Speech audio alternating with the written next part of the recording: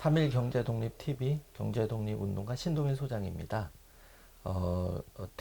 지난 시간 디지털 화폐에 대해서 좀 알아보는 시간을 가졌는데, 화폐 혁명과 화폐 개혁에 대해서 오늘 또 그 홍익희 교수님 모시고 좀 말씀 들어보겠습니다. 네.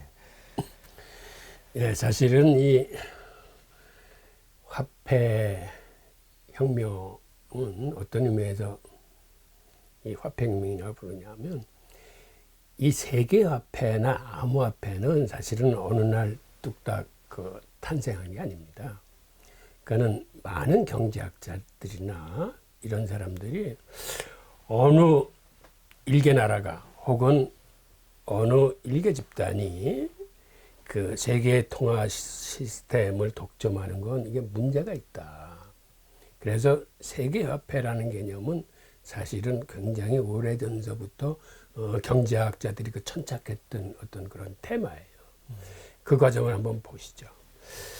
우선 우리가 이제 자본주의 경제학의 이제 대부라고 생각하는 케인즈 같은 경우도 사실은 이 양반이야말로 그 화폐론과 그 통화론에 대해서 굉장히 그 연구를 많이 하신 분입니다. 이 양반이 그 1차 세계대전 직후에 1918년 그 파리 강화회의에 영국 대표단의 일원으로 그 참가를 해요. 근데 그 자리에서 그 정치가들에 의해서 그 결정된 독일에 대한 전쟁 배상금이 이게 어처구니 없을 정도로 많을 뿐만 아니라, 만약 그게 그대로 시행된다면 세계 평화에 그게 어떤 문제를 가질지 굉장히 걱정이 돼서 이 양반이 분노에 찬 책을 하나 쓰게 됩니다. 그 책 제목이 이제 평화의 경제적 결과인데, 이 책에서 이제 어떤 얘기를 하냐면, 케인즈는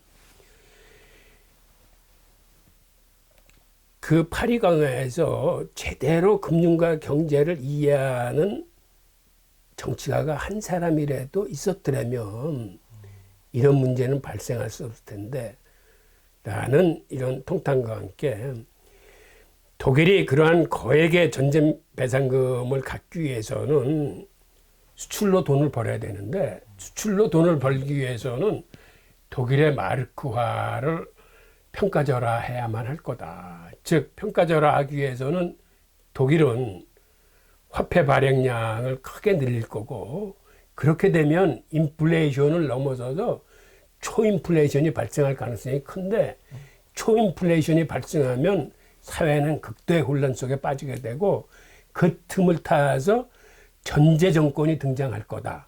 그리고 그 전제 정권은 필히 다시 세계대전을 유발할 거라는 이런 관측을 합니다. 그런데 불행해도 케인즈의 관측이 그대로 현실화됐어요. 초인플레이션도 발생하고 히틀러 정권도 등장하고 2차 대전도 터졌습니다. 그 외에도 케인즈는 이러한 문제를 막기 위해서 그 세계화폐라는 개념에 천착해서 이 통화개혁론이나 화폐론이라는 책을 쓰기 시작해요. 그리고 케인즈의 그러니까 주장은 뭐냐면, 어느 한 나라가 기축통화권을 갖고 있으면 이거는 필히 나중에 무역 분쟁으로 연결이 되고 환율 전쟁으로 연결이 되면서 잘못하면 세계대전을 다시 촉발할 수 있을 거라는 얘기를 합니다.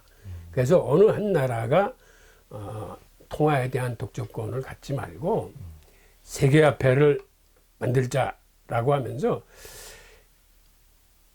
그 이 양반이 브레튼 우즈 회의 때는 영국 대표로 참가를 해서 그 세계화폐를 이제 제안을 합니다.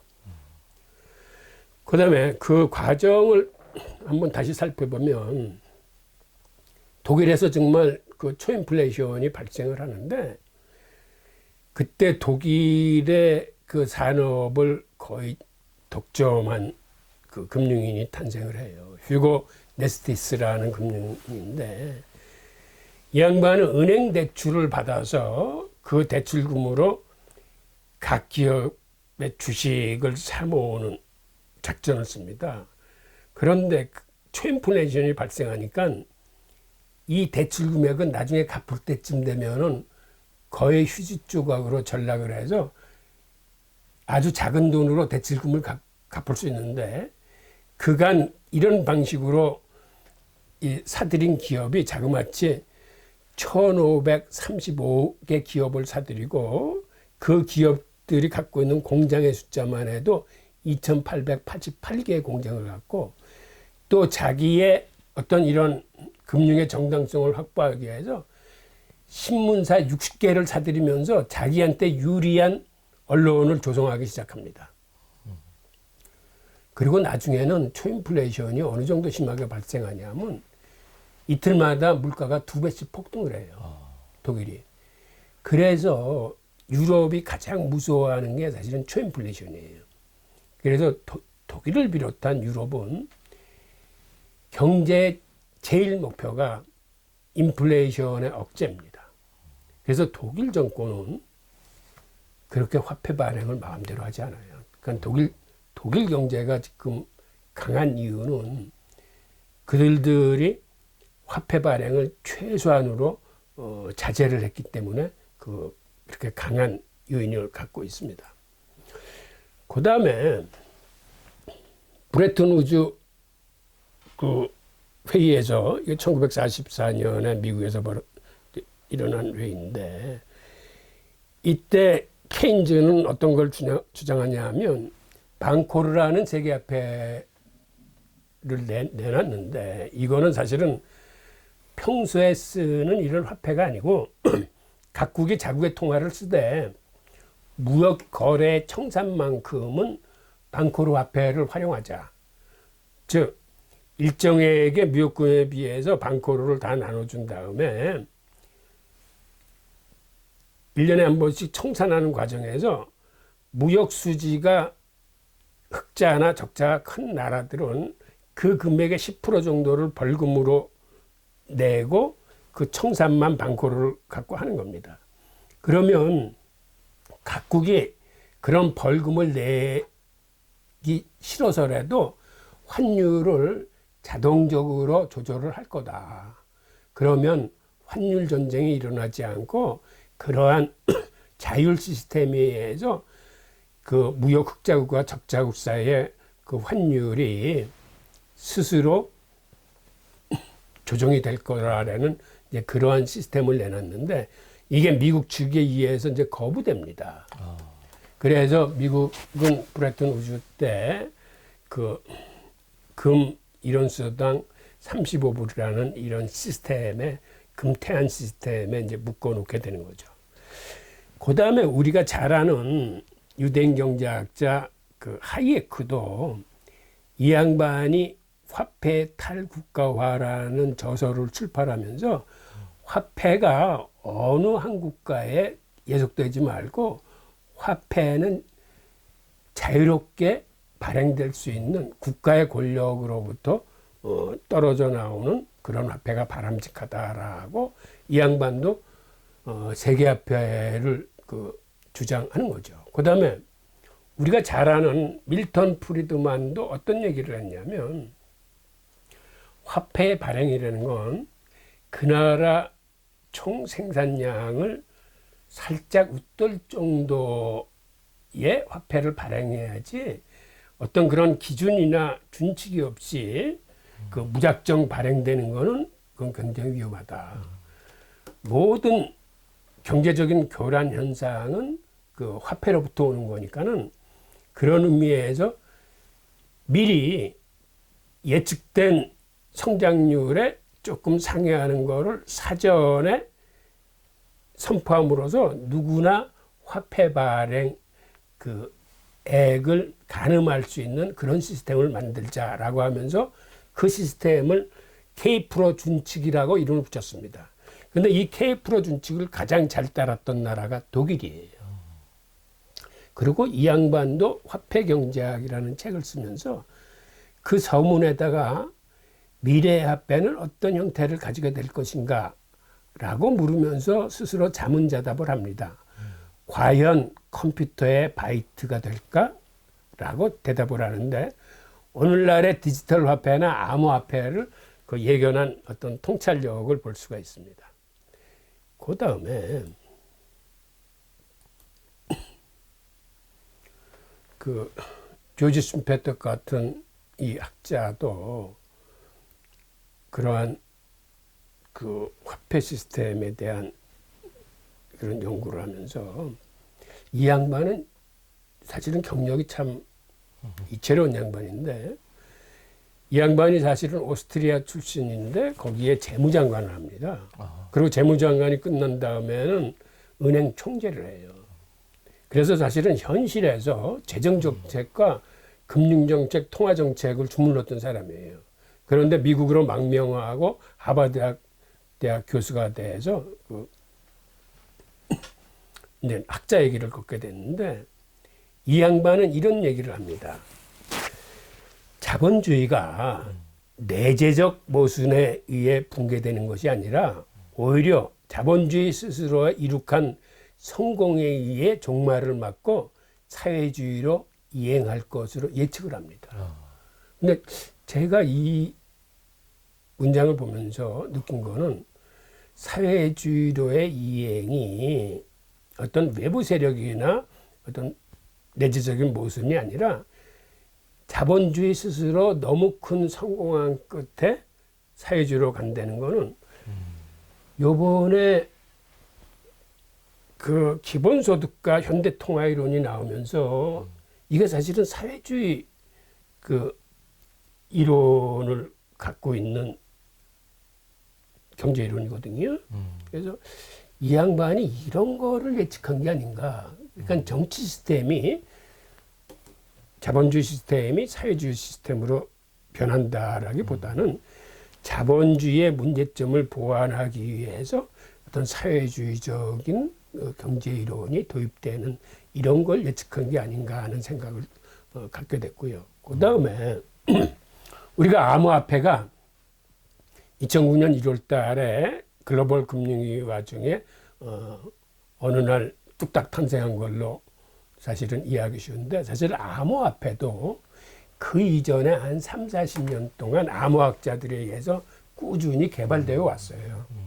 그 암호화폐 그 탄생 그 과정을 한번 보면은 1880년대 미국에서 사이퍼펑크 운동이 시작됩니다. 이거는 사실은 히피 운동의 그 연장선상이라고 볼 수 있는데 그때 인터넷이 나오면서 사람들이 걱정을 한 게 인터넷에 의해서 빅브라더스 즉 개인의 자유가 침해당하고 일거수일투족을 그 인터넷이 다 감시하는 거 아니냐. 그 중에서 이 사람들이 가장 걱정한 게 개인의 그 프라이버시 침해 중에서도 가장 심각한 게 개인의 자금 그 추적입니다. 그러니까 자기 돈이 어디에 쓰이는지 위에서 다 내려다본다는 거는 아주 심각한 그 개인의 프라이버시 침해이기 때문에 암호학자들이 그걸 막기 위해서 암호를 활용해서 그 추적할 수 없는 그런 화폐를 연구하기 시작해요. 그 선두에 섰던 사람이 그 데이비드 차움이라는 친구인데 이 양반은 사실은 거의 천재예요. 26살에 공학 박사와 경영학 박사를 함께 땄을 뿐만 아니라 이때 국제 암호화 학회를 설립합니다. 유대인의 특성은 뭐를 하든 혼자 하지 않고 꼭 같이 합니다. 공부할 적에도 같이 하고 연구할 적에도 같이 하고 심지어는 사업할 적에도 같이 하고 그래서 유대인의 강점은 개인적인 역량도 뛰어나지만 이러한 단결력이 있어요. 그리고 오히려 혼자 공부하는 거는 잘못하면 독단이나 아집이나 편견에 빠진다고 그래서 그거는 저주받을 수 있다고 그래요. 오히려 같이 공부를 함으로써 그 사이에서 어떤 집단 지성을 이루고 서로 치열한 토론 과정에서 창의성이 발현되고 스스로 잘못된 어떤 편견을 갖고 있는 게 교정이 되면서 한 차원 더 높은 단계로 이제 올라가는 거죠. 그리고 26살에 그 NIU MBA 교수가 됩니다. 그리고 이 양반이 그 사이버펑크 운동 시작 전에 이미 암호화폐에 대한 17건의 특허를 내요. 그러니까 이 양반이 그 신뢰 프로토콜이라는 그 분산화된 그 블록체인 기술의 개념을 이제 먼저 만든 거예요. 그리고 당시에 이 양반이 실제로 디지캐시라는 암호화폐를 개발을 합니다.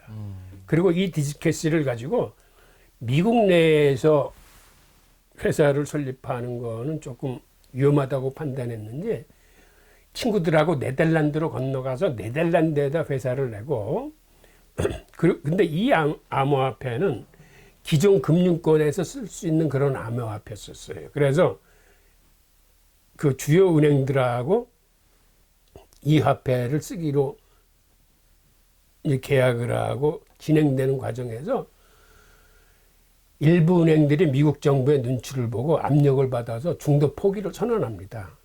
그 통에 파산을 해요. 근데 이때 같이 동업을 했던 친구가 닉 제보라는 암호학자예요. 사실은 닉 제보 역시 천재였었는데 이 친구는 암호학자이면서 그 다음에 로스쿨을 나온 법률학자이자 그 다음에 경영학도 공부한 친구인데 이 둘이 같이 네덜란드로 갔다가 파산하는 동안 이제 다시 이제 돌아오게 된 거죠. 그리고 그 다음에는 지금의 비트코인의 그 여러 기술 중에 하나인 그런 게 다른 암호학자들로부터 이제 탄생이 돼요. 그때 유대인 암호학자 중에서 이제 아담백이라는 친구가 있었는데 이 친구는 해시캐시라는 암호화폐를 개발하면서 그 지금 비트코인에 들어가는 작업 증명 알고리즘을 창안한 사람이에요. 그 다음에 닉 제보도 이 양반은 지금의 비트코인의 기원이라고 불릴 수 있는 비트골드라는 그 분산 암호화폐를 설계를 합니다. 그리고 이 설계 속에 지금 우리가 이더리움에 들어가 있는 스마트 계약의 개념을 최초로 선보여요. 그래서 비트코인을 개발한 사람이 스스로의 이름을 사토시 나카모토라고 부르면서 참석했는데 일반인들이 이 닉 제보가 이게 사토시 나카모토 아니야? 라는 이러한 그 추정이나 이제 지목을 하게 되는 거죠. 그리고 그 후에 그 다음에는 우리가 잘 아는 모바일 결제가 이후에 탄생합니다. 모바일 결제는 사실은 유대인 피터 틸과 일론 머스크가 똑같은 개념의 화폐를 내놓고 둘이 치열하게 경쟁을 했는데 그때 회원들을 모집할 적에 현금을 지급했어요. 그러니까 경쟁이 치열하게 되니까 이 둘이 만나서 합병을 합니다. 그게 오늘날의 페이팔이에요. 그리고 페이팔이 탄생하면서 이제 모바일 결제 시스템이 이제 일상화가 되기 시작했는데 이베이가 이것의 그 효연성을 인정해서 15억 달러에 사들입니다. 그리고 당시 같이 근무했던 사람들이 이 돈을 다 나눠갖고 각자 다시 창업의 길로 들어가요. 그리고 그 기업 중에서 유튜브를 포함해서 7개 거대 기업이 탄생합니다. 그러니까 지금 일론 머스크가 하고 있는 뭐 테슬라라거나 그 로켓이라거나 이런 회사 유튜브, 링크드인 뭐 해가지고 그런데 이들의 단결력이 워낙 강하고 서로 밀어주고 당겨주는 게 하는 짓이 꼭 마피아 같다고 그래서 언론에서 페이팔 마피아라는 단어를 만들어내요. 그리고 그 후에 미국에서 어떤 일이 벌어지냐면 2007년도에 실물 금과 은을 기초로 해서 그 금화 은화를 만들어내서 유통시킨 자유달러라는 기업이 있었어요. 그 다음에는 또 금과 은을 기초로 해서 이번에는 온라인에서 이골드라는 이런 화폐를 유통시킨 업체가 있었는데 이 두 업체가 다 미국 정부에서 철퇴를 맞습니다. 그래서 이제 다 압수당하고 다 뺏기고 다 구속되는데 그 암호화폐 개발자들이 다 커튼 뒤로 잠적을 해버려요. 그러니까는 이런 식으로 민간 섹터에서 화폐를 발행하는 거는 이게 크게 당하는 일이구나 생각해서 그 다음에 비트코인은 그래서 사실은 누가 만든지 모르는 상태로 이제 세상에 이제 선을 보이게 된 거죠. 그리고 암호화폐는 이 변동성이 크기 때문에 그 변동성을 최소화해서 나온 게 스테이블 코인이에요. 그러니까 우리가 잘 아는 테더레거나 JPN 코인이나 리브라는 다 스테이블 코인이고, 그 다음에 각국 중앙은행 입장에서도 이 암호화폐가 변동성이 커서 화폐로서의 기능은 못하지만 그 블록체인 기술하고 송금 기술은 아주 뛰어나다고 생각을 해서 디지털 화폐를 이제 만들게 됩니다. 그러니까 오늘날의 디지털 화폐가 나온 거는 이러한 그 경제학자들이 주장하는 세계 화폐와 그 다음에 개인의 프라이버시를 지키기 위해서 그 천재적인 암호학자들이 만든 그 암호화폐를 기반으로 해서 그 태어난 암호화폐, 그것의 그 변동성을 포함한 스테이블 코인, 그 다음에 중앙은행에서 중앙 집권형 추적 가능한 디지털 화폐의 순으로 지금 그 화폐 혁명이 이제 이루어지고 있는 거거든요.